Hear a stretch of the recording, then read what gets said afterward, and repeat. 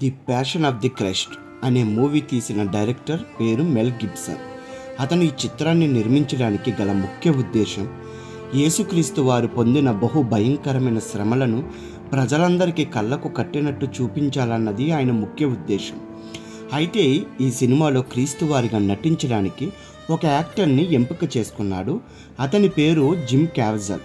ఈ జిమ్ క్యావెజల్కి క్రీస్తు వారిపై ఏమాత్రం విశ్వాసం లేదు, రక్షణ పొందినవాడు కాదు, అసలు క్రీస్తు వారిపై ఏమాత్రం సరైన అవగాహన లేదు.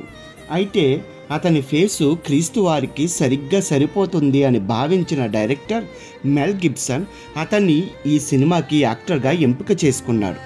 అయితే ఈ మూవీ సెట్స్లోకి వెళ్ళింది. అద్భుతంగా ఈ చిత్రాన్ని చిత్రీకరిస్తున్నారు. ఆ సమయంలో యేసుక్రీస్తు వారిని కొరడాలతో కొట్టే సమయం వచ్చినప్పుడు అక్కడున్న రోమా ప్రభుత్వం విధించే శిక్షల్లో భాగంగా కొరడాలకు 4 శాఖలుంటాయి. ఆ శాఖల్లో ఒక్కొక్క శాఖకు 4 గాలపు ముళ్ళులుంటాయి. అలాంటి కొరడాలతో ఒక్కసారి కొడితే శరీరం 16 చోట్ల చీలిపోతుంది.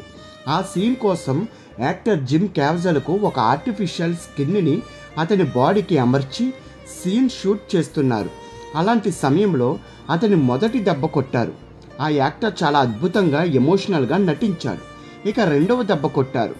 సేమ్ అదే స్పందన అతనిలో కనిపించడంతో ఆ మూవీ తీస్తున్న డైరెక్టర్ ఆ సీన్ చూసి చాలా ఆనందిస్తున్న సమయంలో మూడవ దెబ్బ యాక్టర్పై పడేటప్పుడు యాక్టర్ చాలా గట్టిగా అరవడం మొదలుపెట్టాడు.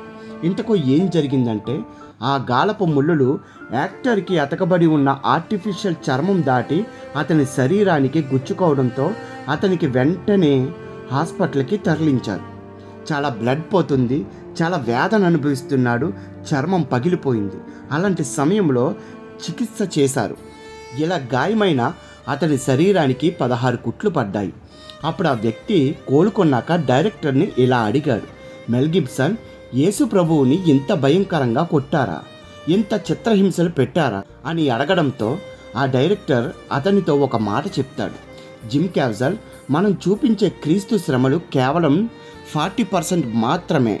ఒకవేళ 100% గనుక తీస్తే ఆ శ్రమలను నువ్వు భరించలేవు అన్నాడు.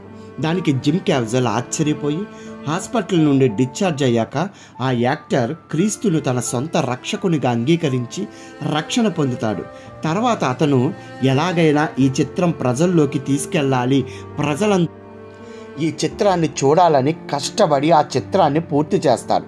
అలాగే సిలువ మోస్తున్నప్పుడు అతని భుజం భయంకరమైన నొప్పితో బాధపడుతున్నప్పటికీ ఆ బాధను భరించి ఆ సీన్స్ అన్ని న్యాచురల్గా చిత్రీకరించిన చిత్రమే నేడు మనం చూస్తున్న చిత్రం the passion of the Christ.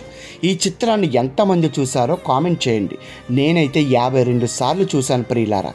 నచ్చితే లైక్ చేయండి.